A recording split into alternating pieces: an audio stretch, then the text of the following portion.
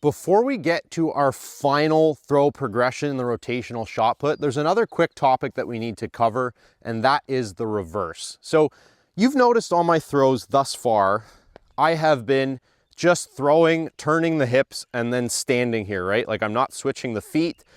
That is called a non-reverse. So that is what a reverse is in its essence, is we switch the left foot for the right foot here. So the right foot comes, it switches, we counterbalance with the left leg in the air, and then we cycle one more turn to bring the throw back into the ring.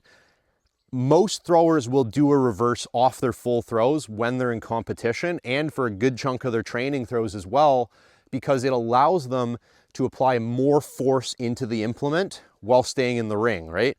So it's a mechanism to save throws, because we don't want to just throw and then stumble out of the ring.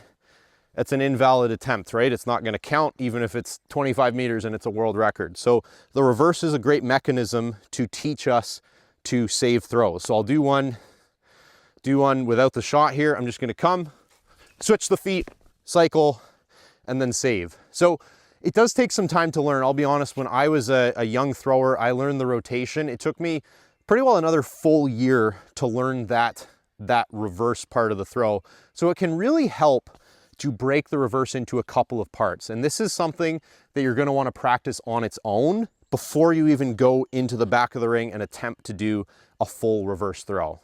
So there's a couple drill progressions. The first one, you're just going to do, I call it like a 180 turn. So you don't even need to be in the circle. We can just go in the middle of the ring, hands on your hips. All I'm going to do is do a jump and then turn the other way. So I'll go here.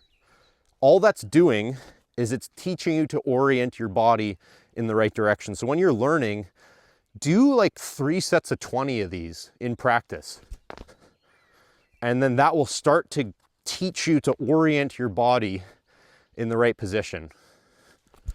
So it's a very simple drill. Again, this is one I did a lot in college, because even advanced throwers always need to work on the fundamentals, especially in the off season. So once you've kind of gotten comfortable with that, it's a pretty simple drill that anyone can do. The next drill progression is we're going to actually get into a stand throw position, and I'm going to switch my feet, counterbalance with the left, and then just hold it, right? I'm not worrying about cycling it back into the ring yet. It's the next drill progression in the reverse. So we're going to go here, and I'm going to come back, switch the feet, and hold, and then bring it back into the ring. So I've switched the feet, my right foot is flat on the ground, and I'm counterbalancing with the left. So let's do one more.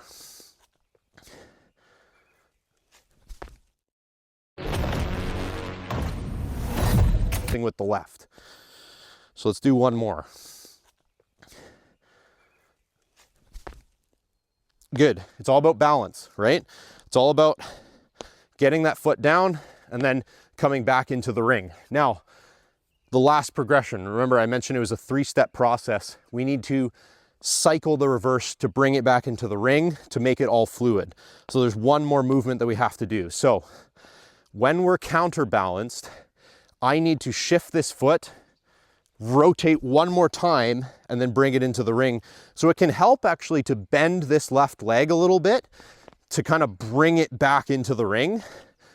But then you do have to do one more quick hop and bring it in. You can even sometimes, I would a lot of times use the toe board to even press my foot against the toe board to help me balance and come back into the ring. So let's do one here. Switch, cycle, save. It's a good, easy save. So let's do a couple of throws just to affirm the topic that we're talking about. So I'm gonna do a non again, just to show you. So stand throw non.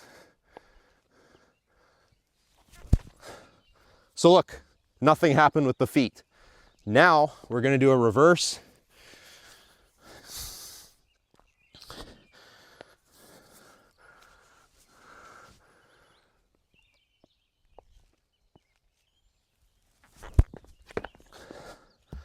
So there, a little bit farther, I was able to bring it back into the ring. When you're going through your drill progressions, there's a couple ways to do this. Say we're doing 6 stand throws in a session.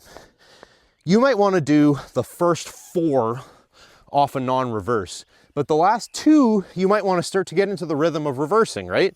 So let's take the last two as reverses. A lot of times I wouldn't even reverse any stand throws. A lot of throwers do, but I would like to reverse some half turns, right? So when you get to your half turn progression, we want to go again, maybe 3, 4 off a non. Just don't even switch the feet. Take a couple then at the end where you actually do switch the feet to start to feel that reverse. And then we go into a full throw, non-reverse that I've already demonstrated. We'll take, about 4 to 6 of those. Once we've gone through that progression, we're then ready to go into our full rotational throw with a reverse, which is the final progression in the rotational shot put. This is the throw that you would be using in competition. So we're going to cover that next.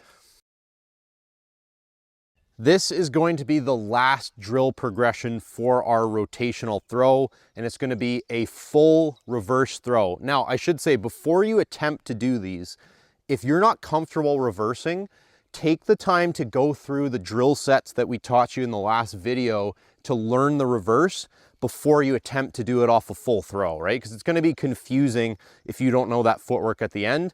Until you learn the reverse in isolation, just stick with a non off your drill progressions and your full throws. But once you're comfortable reversing, the next step is to put everything that we've learned together, switch the feet at the end, and save the throw. So I'll take a few dry runs here, and then we'll take a couple throws so you can see it in action. So again, all the stuff we talked about, setup, dynamic wind, I'm working left, I'm going to come into my half turn to stand throw to reverse.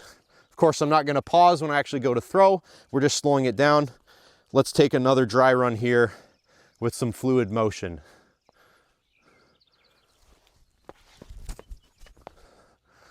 There, so that's a good dry run. Now I'm ready to pick up the shot and take a throw.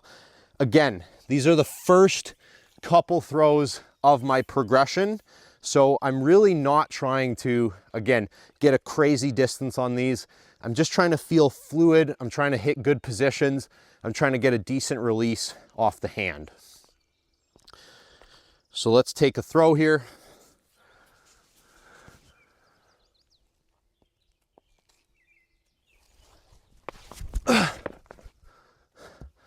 So great start, lined up down the middle. You notice I stayed in the circle. That's something you want to practice, staying in the circle, so that you don't have a big throw in competition that you then foul. You want to get used to saving those throws. So let's take another one. We'll chalk it up. I'll do a full setup on this one, and we'll try to really get after this one. So I'm gonna come start in the back of the ring. This would be a competition setup for me. So I'm coming in, shot over the head again, and then let's get set.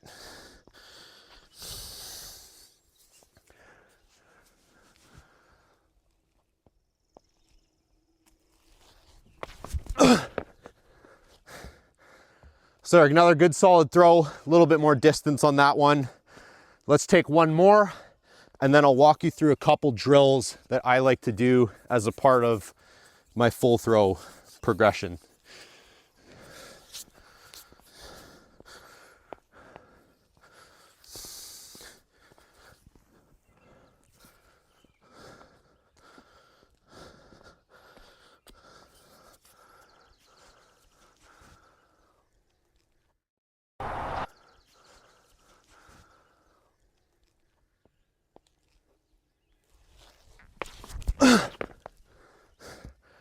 So again, another good clean throw. As a part of a session, I might want to do 12 to 15 like that.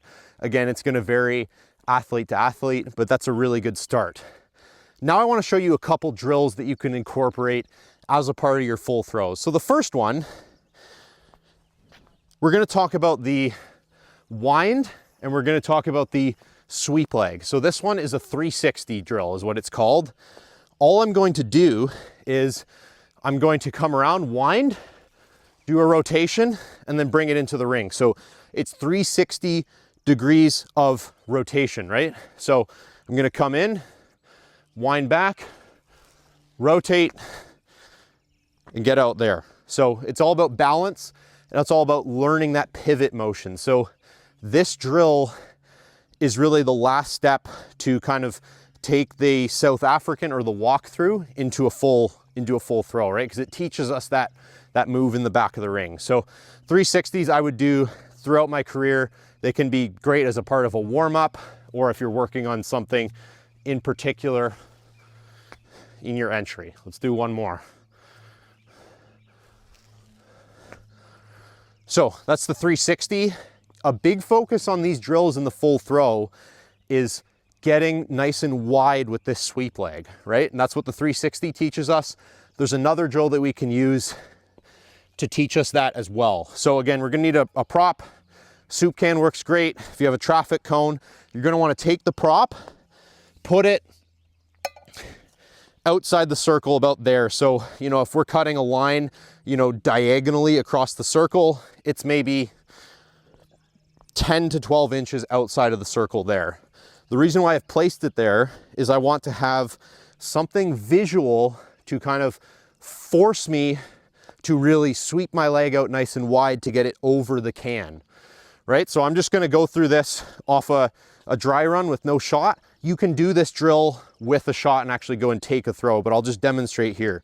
So I'm thinking, get my left arm and get my right leg over this can as I sweep my leg.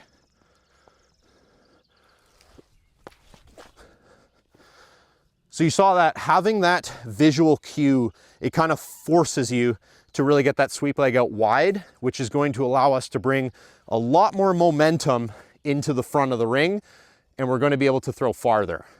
Another drill progression we can do, we did something similar with a half turn, is a focal point drill. So I got my handy dandy shoe here.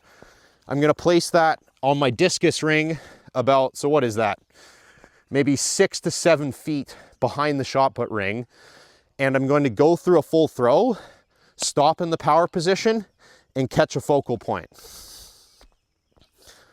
So that's gonna teach me the correct position with my upper body. So look, balance, the feet got down quickly, and I caught that focal point to keep my upper body back, to have all this extra radius to accelerate the implement. We'll take one more.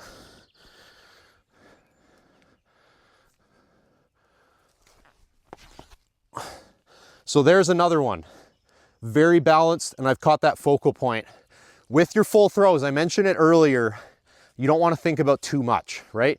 At most, you only ever want to be thinking about 2 things at the very most, ideally 1 technical cue that you're trying to perfect in your throw. That can vary throughout the season too. Like maybe at one point, I'm working on a good wide sweep leg. Once I'm feeling confident in that, maybe then I'm thinking about a quick left, right? And I'm thinking about staying back. So you can change the focus on your technique, but you don't want to think about too many things at one point. So that's a full throw with the reverse. In the next series, we're going to talk about a few tips and tricks for competition, as well as some common mistakes that I see in the full throw and some drills to correct